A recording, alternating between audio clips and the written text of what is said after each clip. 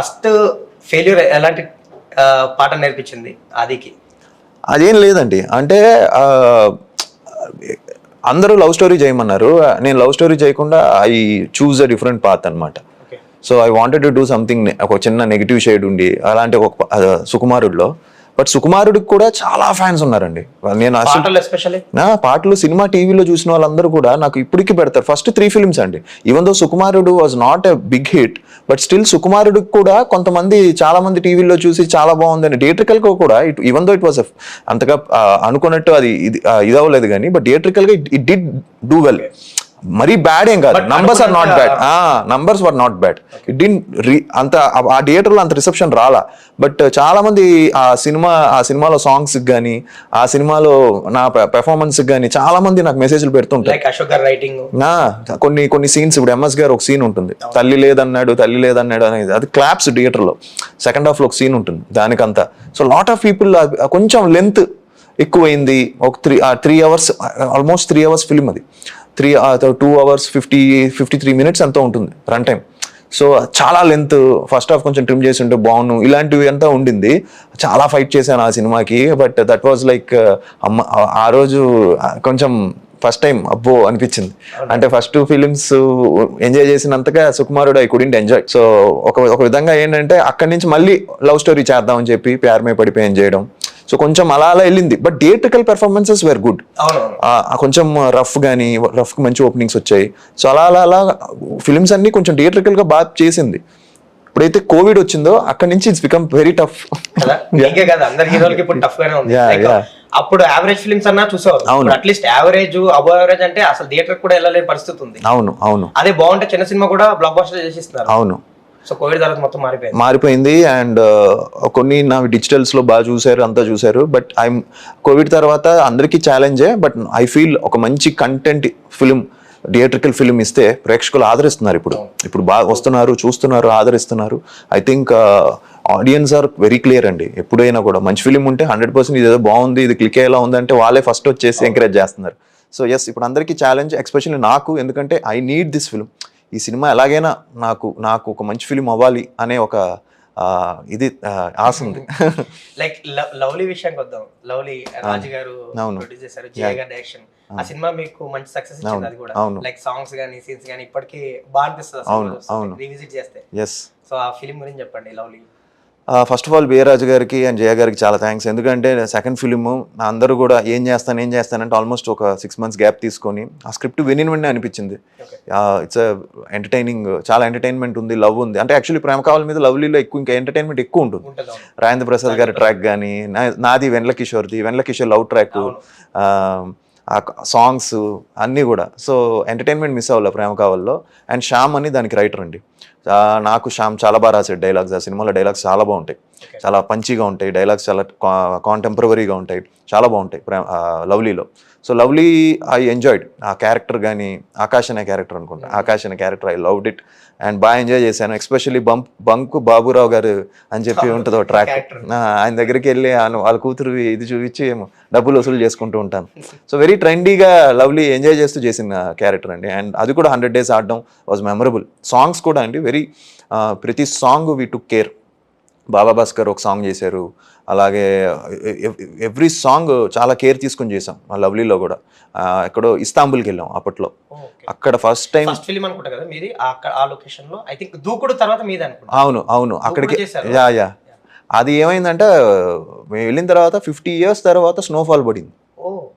First time snowfall పడింది, మొత్తం unit అంతా స్టక్ అయిపోయాం. బట్ ఆ స్నోఫాల్లో కూడా షూటింగ్ చేస్తాం కంప్లీట్గా. 1 day అయితే చాలా టెన్షన్ అయ్యాం.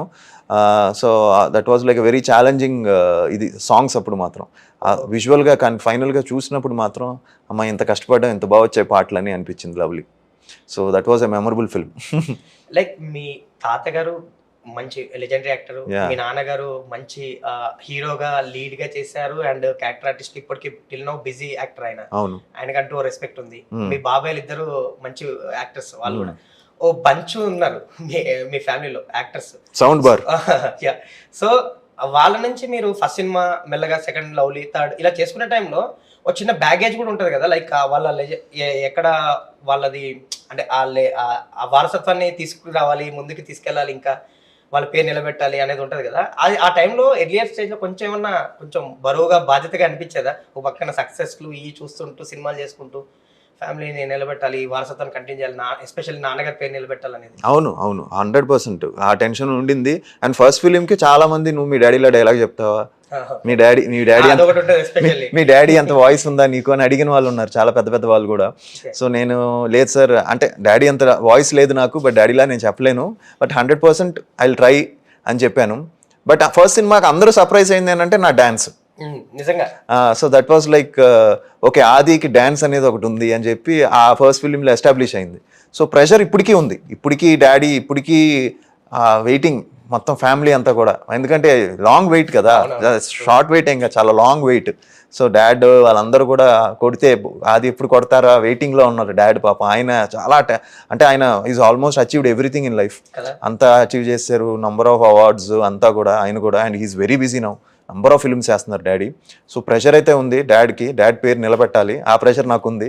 సో త్వరలోనే అది అయిపోతుంది అనుకుంటున్నాను. And I want to see his happiness, he's waiting, చాలా రోజుల నుంచి వెయిట్ చేసి డాడ్ కానీ మామ్ కానీ మా ఇంట్లో కానీ నేను కానీ అందరం కూడా ఆ ఒక్క ఫ్రైడే అది వెయిటింగ్, దాన్ని అది అయిపోతుందని ప్రేక్షకులు ఒక మంచి విజయం ఇస్తారని అనుకుంటున్నాను.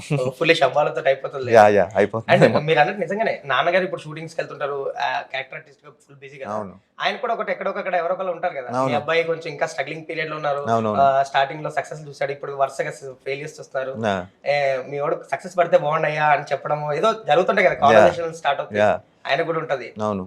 సో ఆయనకి ఆ టెన్షన్ ఉంది. బట్ అందరూ ఒకటే అంటారు, ఆది బాగా చేస్తాడు, మంచి సినిమా పడితే బాగున్న ఆదికి కొంచెం ఒకటి ఆదికి పడాలి అని కొంతమంది చెప్పేవాళ్ళు ఉన్నారు. సో ఆయన అది అంతా పాజిటివ్గా తీసుకొని వచ్చి ఒకటి పడితే బాగుంటుంది. బట్ డాడీ ఒకటే చెప్తారండి, మనం ఏం చేసినా 100% ఇవ్వాలి, ప్రతి క్యారెక్టర్కి మనం 100% ఇచ్చేలా చూసుకోవాలి. రిజల్ట్ అనేది మన చేతుల్లో లేదు, అది దేవుడికి వదిలేయాలి. బట్ వీ హ్యావ్ టు ఆ సినిమాని తీసుకెళ్లేంత వరకు, జనాల్లోకి తీసుకెళ్లేంత వరకు మనం 100% we have to dedicate and best efforts ఇవ్వాలి అని డాడీ ఎప్పుడు చెప్తూ ఉంటారు. సో నేను అదే ఫాలో అవుతాను. నేను ఏం చేసినా కూడా I try to give my best అండి. అండ్ యాజ్ యాక్టర్ గా మీ కెరీర్ స్టార్ట్ చేశాక నాన్నగారు ఇచ్చిన బెస్ట్ ఇన్పుట్స్ ఏంటి మీకు యాక్టర్ గా? ఆయన ఎన్నో సినిమాలు చేశారు, లైక్ ఎన్నో బ్లాక్ బస్టర్లు సూపర్ హిట్లు కొట్టారు ఆయన హీరోగా చేస్తూ కూడా. మీకు ఇచ్చిన ఇన్పుట్స్ ఏంటి, లైక్ ప్రేమ కావాలికి ముందు కానీ తర్వాత కానీ? I think the best advice అనొచ్చు, ఇన్పుట్స్ కానీ, బీ యువర్ సెల్ఫ్. నీకంటూ నువ్వు ఎవరిని ఇమిటేట్ చేయాల్సిన అవసరం లేదు, లేదా డైలాగ్ ఇలా పట్టి చెప్పాలో, లేదా డైలాగ్ ఇలా క్యాజువల్గా చెప్పాలో అనేది నీకు ఎలా అనిపిస్తుంది ఆ క్యారెక్టర్ అలా ఎమోట్ చేయి. సో డోంట్ ఎక్కువ అంటే, బట్ ఒకటి చెప్పారు, ఏం చేసినా ఫీల్ అయి చేయి, హార్ట్ఫుల్గా చేయి, which I felt he does that. Dad నేను చూసాను, ఏ క్యారెక్టర్ చేసిన ఆయన మీకు ఆ క్యారెక్టర్గా అనిపిస్తుంది తప్ప అది మీరు ఇప్పుడు డాడీ ఇప్పుడు మీరు లక్కీ భాస్కర్ చూసినా, సరిపోదా శనివారం చూసినా, సరిపోదా శనివారంలో అసలు డాడీ నాని గారు as it is father and సన్లా అనిపిస్తారు, అంత బాగుంటుంది వాళ్ళిద్దరి మధ్య కెమిస్ట్రీ. అలానే లక్కీ భాస్కర్ కానీ, అలానే ఆయన ఒక ఇలాంటి క్యారెక్టర్స్ ఎస్ఆర్ కళ్యాణ మండపం, ఇప్పుడు కే ర్యాంప్, ఇప్పుడు అన్ని డిఫరెంట్ చేస్తున్నారు కదా. So what I learn from him is ఆయన ఇక్కడ ఫీల్ అవుతారు, ఇక్కడ ఫీల్ అయ్యి చేస్తారు, అది చాలా బాగా అనిపిస్తుంది నాకు.